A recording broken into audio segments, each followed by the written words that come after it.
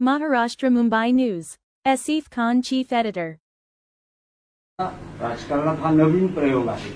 तर महाराष्ट्राच्या राजकीय रंगमंचावर जर हा नवा प्रयोग असेल तर त्याला प्रेक्षक रूपी मतदार कसा प्रतिसाद देतील? नाटक हिट ठरेल?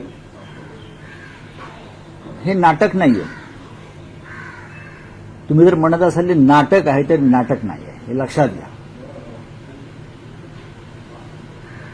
हा प्रीतिसंगम आहे. नाटक असेल तर ते प्रीतिसंगम नाटक आहे आणि महाराष्ट्राची जनता या प्रीतिसंगमामध्ये सहभागी होईल. नाटक कुठलं आहे? काल नगरपालिका निवडणुकांचे निकाल लागले, ते नाटक आहे. ज्या पद्धतीनं जशी चांगल्या नाटकाची तिकीट ही तिकीट खिडकीवर संपतात आणि काही नाटकाची तिकीटं मालक स्वतःच विकत घेऊन रिकाम्या थिएटरपुढे नाटकं करतात. म्हणजे आमचा शो हाऊसफुल. कालचा शो हाऊसफुल अजिबात नव्हता.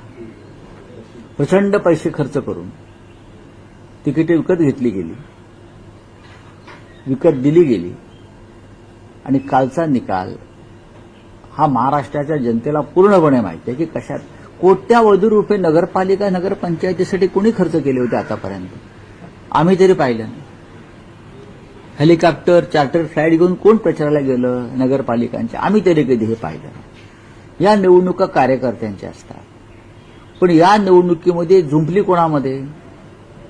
तर सत्ताधारी पक्षाच्या 3 गटातच जुंपली. भाजप विरुद्ध शिंदे गट, शिंदे गट विरुद्ध अजित पवार गट. या तिघांनी प्रचंड पैशाची उधळपट्टी केली. कोकण असेल, मराठवाडा असेल, उत्तर महाराष्ट्र असेल, कोट्यावधी रुपये आले कुठून? कसे आले? वाटले गेले, पकडले गेले. काय केलं निवडणूक आयोगानं? हर्षवर्धन सकपाळ प्रदेश काँग्रेसचे अध्यक्ष म्हणतात, ते 100% खरं आहे की निवडणूक आयोगानं सत्ताधारी पक्षाला जिंकण्यास मदत केली. यात चुकीचं काही नाही. तरीही आम्ही आमचे कार्यकर्ते लढले, आमचे नेते गेले नाहीत, कारण आम्ही वर्षानुवर्ष ही निवडणूक कार्यकर्त्यांवर सोडलेली.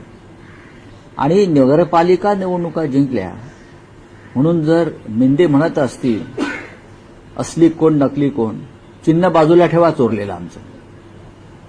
आमचं चोरलेलं चिन्ह अमित शहानी जे तुम्हाला दिलंय दरोडा टाकून, ते बाजूला ठेवा आणि निवडणुकीला उतरा.